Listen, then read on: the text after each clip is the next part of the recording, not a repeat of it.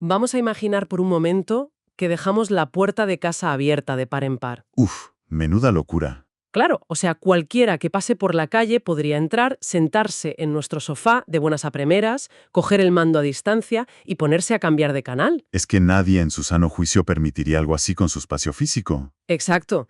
Y sin embargo, en el entorno laboral y en nuestras relaciones personales, parece que hacemos exactamente eso con nuestro tiempo y con nuestra energía casi todos los días. Totalmente. Dejamos esa puerta abierta de par en par y luego, claro, nos sorprende acabar el día completamente agotados. Es una disonancia fascinante, la verdad. Porque protegemos nuestras posesiones materiales con cerraduras, con alarmas, pero luego nuestras fronteras psicológicas o temporales son a menudo un terreno baldío. Ya. Un terreno por el que cualquiera puede pasearse sin pagar peaje. Y es precisamente en ese terreno sin demarcar donde estallan los conflictos y donde el agotamiento crónico echa raíces. Pues hoy tenemos sobre la mesa un conjunto de fuentes muy revelador para intentar cartografiar todo este territorio invisible en nuestra nueva inmersión profunda. Así es un tema que da para mucho. Ya lo creo. Por un lado, vamos a analizar un artículo de la doctora Estrella Flores Carretero que habla sobre estrategias asertivas en el entorno de trabajo. Muy interesante ese. Y por otro, vamos a desgranar un análisis de la psicóloga Lisette Acevedo sobre el método ASRTIV.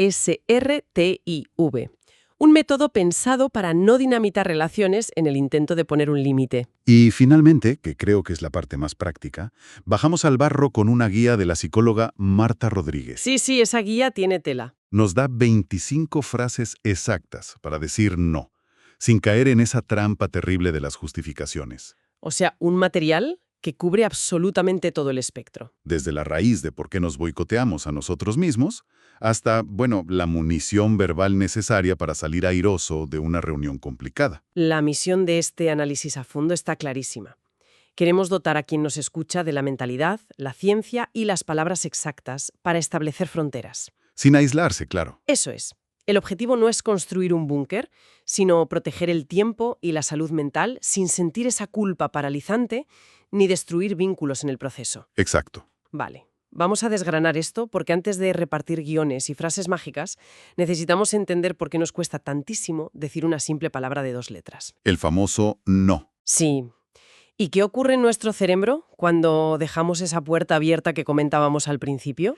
Pues a ver, el peaje de dejar esa puerta abierta es altísimo, y los datos no dejan lugar a dudas. La doctora Flores Carretero recoge estadísticas de la Asociación Americana de Psicología. Ajá. Y atenta a esto, indican que el 60% de los trabajadores señala la falta de equilibrio entre la vida laboral y la personal como su principal fuente de estrés sostenido. Madre mía. El 60%. Y a veces es la única fuente de estrés. Cuando no hay límites, surge la sobrecarga irremediablemente. Claro. Pero lo que resulta realmente peligroso a nivel psicológico es que esa sobrecarga deriva en lo que los textos denominan una actitud complaciente. Me quiero detener ahí, porque esa actitud complaciente tiene trampa, ¿verdad? Mucha trampa. Suena a que la persona está contenta o relajada, adaptándose al entorno, pero intuyo que la procesión va por dentro. Va por dentro y es súper destructiva. No es una relajación real, para nada. Es más bien una rendición silenciosa. Uf, qué duro suena eso. Es que lo es. Consiste en adoptar una postura de satisfacción aparente ante situaciones que en el fondo son profundamente injustas o frustrantes. Quien cae en esto pierde la iniciativa y se estanca. Prefiriendo agachar la cabeza, supongo. Exacto. Tragar con horas extra no remuneradas o favores abusivos antes que dibujar una línea en la arena. Los textos señalan 4 barreras principales para esto. A ver. La presión de una cultura competitiva, la falta de habilidades comunicativas, el temor a perder oportunidades y, la más primitiva de todas. El miedo al rechazo. Esa misma. Detengámonos un momento en ese miedo al rechazo, porque creo que la gente suele minimizarlo, como si fuera una simple inseguridad de alguien que es un poco tímido. Totalmente. Y es un error enorme. Claro, porque en realidad estamos luchando contra nuestra propia biología. A nivel evolutivo, ser rechazado por la tribu significaba quedarse solo en la estepa y básicamente ser devorado por un depredador. Es pura supervivencia. Entonces, cuando hoy en día una persona teme poner un límite a su superior, su cerebro no está viendo un despido, está viendo una amenaza de muerte social. Fíjate que esa es la clave de todo. La amígdala cerebral no distingue entre un león en la sabana y un jefe enviando un correo a las 8 de la tarde de un viernes. ¡Qué fuerte! La respuesta de estrés es exactamente la misma. Por eso el miedo a poner una valla es tan visceral. Tenemos pánico a que esa valla se perciba como un muro de hormigón que nos aísla de los demás. Ya, pero es que una valla no es un muro ciego. No, para nada. Es simplemente una cerca con una puerta que indica por dónde es seguro y respetuoso pasar. No te aísla, organiza el espacio. Me gusta mucho esa analogía. Pero el problema que veo aquí es el contraste entre el individuo y el sistema. O sea, si los límites son tan esenciales para la salud mental, ¿por qué la cultura empresarial parece castigarlos tan a menudo?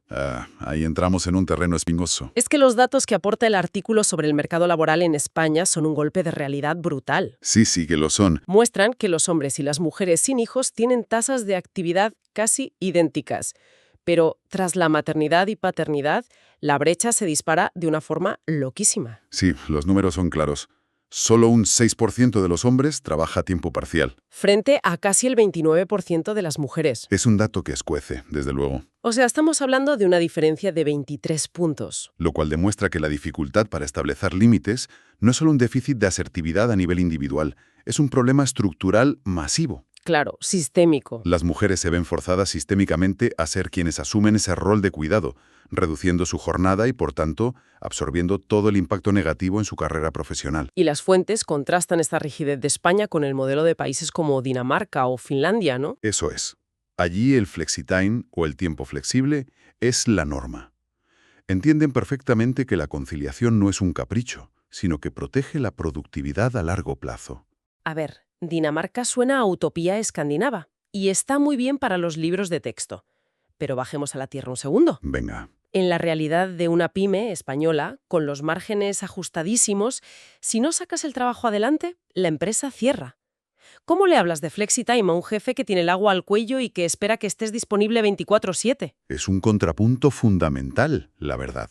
Y precisamente porque no podemos legislar el comportamiento de cada directivo de la noche a la mañana, ni podemos cambiar la cultura de una pyme simplemente leyendo un artículo, la única trinchera que nos queda es nuestro propio mapa mental.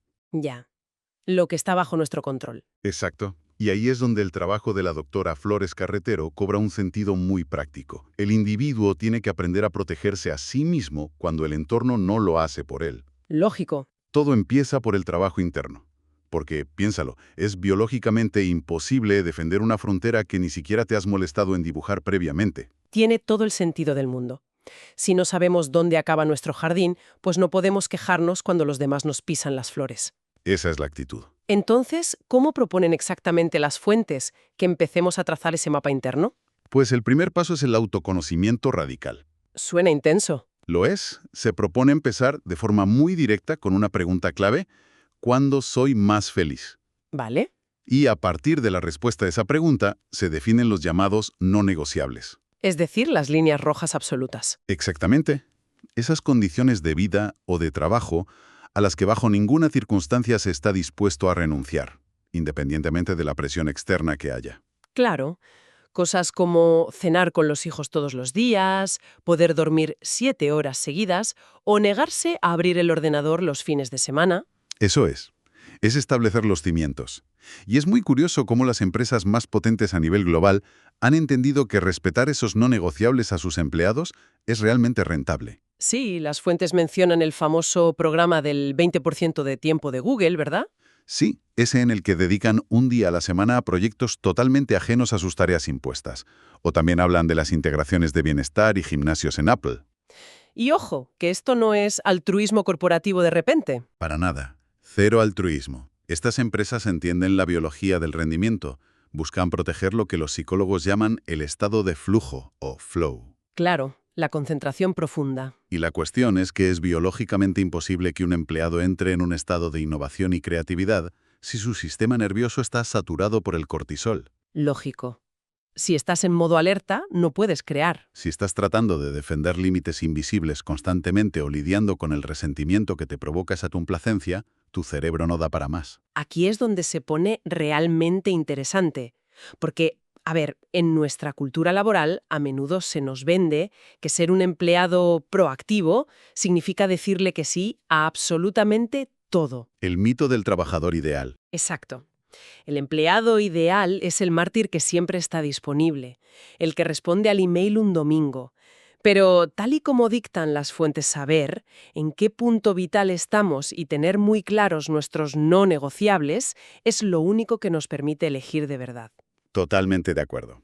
Porque decir que sí a todo no es ser proactivo, ¿eh? Es ser tremendamente reactivo a la agenda de los demás. Básicamente eres un espectador en tu propia vida profesional. Es un matiz crítico, sí señor. Ahora bien, el problema de verdad llega cuando, una vez hecho este precioso trabajo interno, nos toca salir al mundo real. ¡Ay, el mundo real! Ya sabes cuáles son tus no negociables. Muy bien. Pero ¿cómo comunicas esa frontera recién dibujada a los demás sin provocar un incendio en la oficina o en casa? ¡Ay, la ciencia de la comunicación! Porque trazar la línea en la arena es facilísimo cuando estás tú solo tomando el sol en la playa. Ya te digo. El verdadero test llega cuando alguien viene y planta el pie justo encima de tu línea. Y aquí es donde la psicóloga Liseta Acevedo lanza un dato que cambia por completo la perspectiva de todo este asunto. Cuéntame. Agárrate, el 78% de los conflictos no estallan por el límite en sí, sino por cómo se comunica ese límite. ¡Wow! ¿El 78%? Sí, la resistencia de la otra persona casi nunca es al no de forma puramente objetiva, sino a la forma en que ese no la hace sentir. O sea que el problema es el envoltorio, no el regalo. Esto debería quitarle un peso enorme de encima a la gente que nos escucha. Debería, sí. Porque significa que el fondo, el hecho de rechazar una petición o proteger tu tiempo, es perfectamente legítimo. El fallo suele estar en cómo lo entregamos. Así es. Acevedo contrapone 3 estilos comunicativos para explicar esto. Tenemos el pasivo, que es básicamente el que pide perdón por existir y cede a la mínima presión. Sí, el que se hace pequeñito. Luego está el agresivo, que usa el ataque preventivo con un tono súper hostil y palabras absolutas como «siempre haces esto» o «nunca me escuchas». Que eso enseguida pone a la gente a la defensiva. Exacto. Y por último, el estilo asertivo. Y atenta a los datos de la Universidad de Michigan porque revelan que quienes usan la asertividad son percibidos como un 42% más confiables ¡Madre mía! y un 37% más competentes. O sea, no se les ve como personas egoístas o difíciles, se les ve directamente como líderes. Me encanta. Hay una analogía visual que ayuda muchísimo a entender el mecanismo psicológico de esto. A ver, Hablar desde el estilo agresivo, usando constantemente el tú. Por ejemplo, es que tú siempre me mandas cosas a última hora. Es como apuntar directamente a la cara de alguien con el dedo índice. sí, muy violento. Neurológicamente, el cerebro de la otra persona percibe ese dedo apuntando. La amígdala salta inmediatamente y levanta todos los escudos defensivos. Dejan de escuchar lo que dices y empiezan a preparar su contraataque. Es un acto reflejo, no pueden evitarlo. Claro, pero en cambio, hablar desde el estilo asertivo, usando el yo, es como sostener un espejo frente a ti. Por ejemplo, yo me siento abrumada cuando recibo correos el viernes a las 8 de la tarde. Qué gran diferencia. No estás atacando al otro, estás simplemente reflejando una realidad innegable sobre ti misma. Y claro, contra un espejo nadie puede discutir. Esa metáfora del espejo ilustra a la perfección porque la asertividad desactiva la defensividad al instante. Y para estructurar todo esto en la práctica, Acevedo propone el método asertivo. Vamos a desgranarlo. En lugar de verlo como un acrónimo súper rígido que hay que memorizar, podemos agruparlo en 3 grandes fases de acción. La primera fase es preparar el terreno. Vale. El entorno y el momento lo son absolutamente todo. No puedes intentar poner un límite delicado gritando de un extremo a otro de una oficina abierta, o cuando ves que la otra persona está visiblemente estresada. Claro, el famoso timing. Si el momento es malo de base, el mensaje nace muerto, por muy bien que lo digas. Tal cual. ¿Y cuál sería la segunda fase de este método? La segunda fase es la entrega del mensaje en sí mismo. Aquí es vital usar ese espejo del que hablabas. Hablar siempre en primera persona y centrarse en hechos específicos, no en interpretaciones sueltas. Dame un ejemplo de esto. Pues mira, decir «eres un desorganizado» es una interpretación que directamente invita a la guerra. Ya, es apuntar con el dedo. Exacto. En cambio, decir «he recibido el informe 3 horas después del cierre» es un hecho objetivo e innegable. Y me imagino que el tono de voz también cuenta aquí. Muchísimo. Todo esto debe ir acompañado del tono adecuado, recordando siempre que el 55% de lo que comunicamos es puro lenguaje corporal. Se necesita un tono firme, un volumen moderado y un contacto visual muy tranquilo. Y supongo que la tercera fase es la que evita que la otra persona sienta que, bueno, que le has dado un portazo en las narices, ¿no? Exactamente. Es la fase de tender un puente. Implica invitar activamente al diálogo, hacer preguntas abiertas y, sobre todo, validar la relación profesional o personal. ¿Cómo verbalizamos esa validación? Pues expresando explícitamente algo como pongo este límite precisamente porque valoro nuestro proyecto en común y quiero que lo hagamos bien. Qué bueno. Y finalmente, ofrecer opciones. Hay que ser muy flexible en el cómo, pero totalmente inamovible en el qué. A ver, explícame un poco más. Por ejemplo, se puede negociar si la reunión es el martes o el miércoles. Eso es el cómo. Pero no se negocia que no se va a trabajar el domingo. Eso es el qué. Entendido. O sea, todo esto aterriza en un guión universal que la propia fuente nos proporciona. Es una estructura casi matemática. Sí, es una plantilla, literal. Sería algo así como, necesito hablar contigo sobre, y aquí introducimos los hechos concretos. Luego, cuando esto ocurre, me siento, y ahí va la emoción en primera persona. Después, por lo tanto, necesito, marcando el límite claro. Y cerramos con un, ¿cómo hacemos que esto funcione para ambos? Es una herramienta fantástica, y lo es porque no deja nada de espacio para la malinterpretación, neutraliza por completo el ataque personal, y, al terminar con una pregunta, fuerzas a la otra persona a entrar en modo de colaboración. En lugar de modo defensa. Justo. Vale, la teoría suena de maravilla. En un estudio de grabación o leyendo un artículo con un cafelito es perfecto. Ya sé por dónde vas. Claro, es que cualquiera que nos escuche ahora mismo probablemente esté pensando, muy bonita la estructura, pero si le suelto este guión robótico a mi cuñado en Nochebuena o a mi supervisor tóxico, me comen vivo. Es un miedo súper común. Porque en el calor del momento, la mente se queda en blanco. Y para esos momentos en los que la teoría salta por los aires, lo que necesitamos es munición real. Tácticas de guerrilla. Y ahí es donde entra al rescate la psicóloga Marta Rodríguez, con sus 3 reglas de oro y su lista de 25 frases. Vamos con esas reglas de oro, que me parecen oro puro, nunca mejor dicho. Rodríguez es súper pragmática. Sus 3 reglas previas a soltar cualquier frase son fundamentales.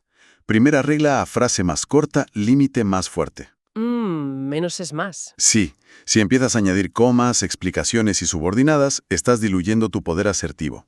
Segunda regla: un límite no es un debate, es la comunicación de una decisión. O sea que no hay que convencer a nadie. Por tanto, no necesitas demostrar que tienes la razón. Y la tercera regla: repetir la misma frase con mucha calma. La famosa técnica del disco rayado. Esa misma. Es una herramienta perfectamente válida y muy potente en asertividad. Me quiero detener muchísimo en eso de no justificar.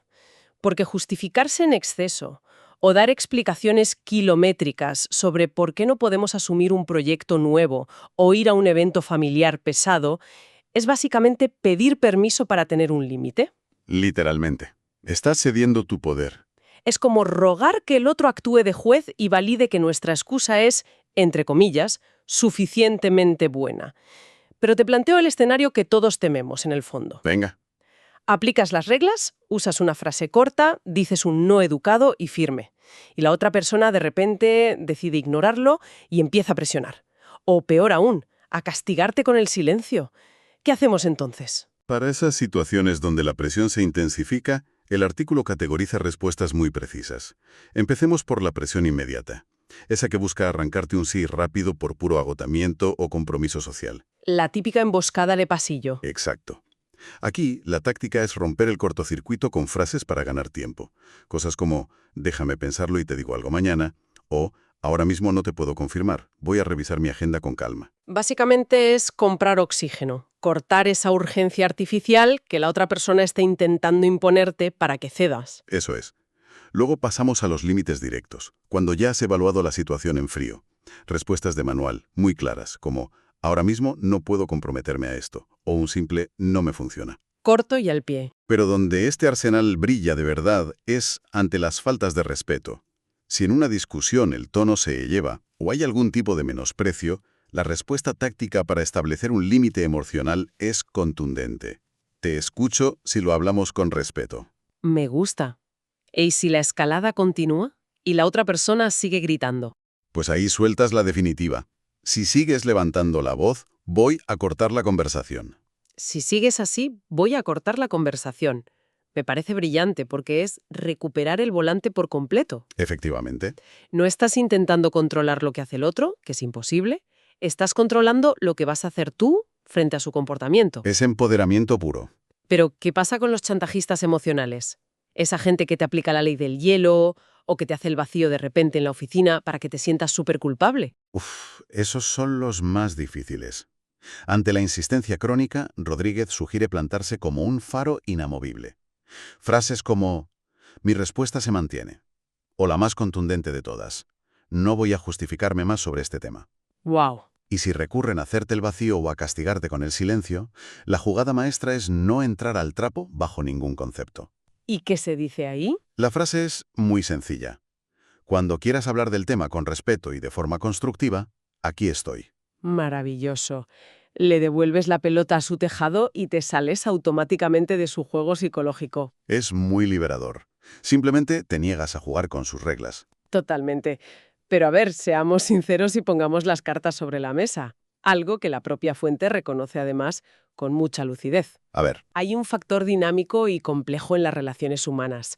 A veces, por muy impecable que sea tu tono, por muy bien que uses la técnica del espejo y por muy corta que sea tu frase, la otra persona va a montar en cólera exactamente igual. sí, eso pasa. Y claro, es súper fácil pensar, lo he hecho mal, he fallado en mi asertividad, la culpa es mía. Y es vital desterrar esa idea para siempre. Si decirlo de forma impecable y respetuosa no funciona, el problema no es la técnica comunicativa, de verdad, es la dinámica tóxica de la relación. Claro. Hay individuos que no se enfadan por cómo pones el límite, se cabrean simplemente porque el límite existe. Estaban acostumbrados a tener barra libre. Exacto. Barra libre de tu tiempo, de tu dinero o de tu energía. Y el mero hecho de que cierres el grifo les ofende profundamente. Si una persona solo reacciona bien cuando tú claudicas y cedes en todo, el problema no reside en las palabras que has elegido. Reside en la naturaleza misma de ese vínculo. Así es. Es que es tirar piedras contra tu propio tejado pensar que siempre puedes controlar la reacción del otro. Es una píldora difícil de tragar, pero absolutamente necesaria para salir de la trampa de la culpabilidad crónica. Sin duda. Entonces, ¿qué significa todo esto que hemos visto hoy? Si juntamos todas las piezas del rompecabezas, el coste biológico del estrés continuo, el descubrimiento de nuestros no negociables, la estructura del espejo asertivo y el arsenal táctico para emergencias, llegamos a un cambio de paradigma total. Un reseteo completo. Aprender a decir no sin titubear no es, ni de lejos, un acto de egoísmo o de hostilidad hacia el mundo. Es, irónicamente, la única forma sostenible de poder decir un sí absoluto, rotundo y genuino a lo que de verdad importa. Y me gusta mucho cómo lo planteas. Es que te permite liberar ancho de banda mental para tus pasiones, tu descanso y las personas que sí respetan tus vallas. Todo se resume en esa máxima de los textos que creo que deberíamos tatuarnos. No necesito justificarme para cuidarme. Es la síntesis perfecta. Al final, establecer fronteras es el ejercicio supremo de respeto bidireccional. Bidireccional, claro. Te respetas a ti mismo al no traicionar tus propias necesidades biológicas y emocionales. Y respetas a los demás al ofrecerles una versión de ti que es honesta. En lugar de... En lugar de una versión consumida por el agotamiento silencioso o por el resentimiento acumulado de años de decir que sí. Pues hemos mapeado un territorio tremendamente complejo hoy, desde entender nuestros instintos más tribales que nos empujan a complacer constantemente, hasta aprender a construir una frontera firme, palabra por palabra, sin pedir perdón por ello. Ha sido un viaje intenso. Y para cerrar este análisis a fondo, me gustaría dejar en el aire una idea que flota entre las líneas de todos estos textos. Algo para que la gente lo mastique en primado. Venga, ponnos a pensar. Si asumimos que los límites que ponemos, o los que dejamos de poner, le enseñan constantemente al mundo cómo deben tratarnos, ¿qué mensaje oculto sobre nuestro propio valor le estamos enviando a los demás cada vez que decimos un sí complaciente, cuando en realidad nuestra mente y nuestro cuerpo nos están suplicando que digamos no? Es una pregunta que pincha en hueso, ¿eh? Deja pensando a cualquiera. Porque al final de la jornada, esas vallas invisibles que decidimos levantar no solo sirven para mantener a raya las demandas externas. Su función más importante, de hecho, es recordarnos a nosotros mismos que el terreno interior que estamos protegiendo es valioso y que merece la pena ser defendido a toda costa.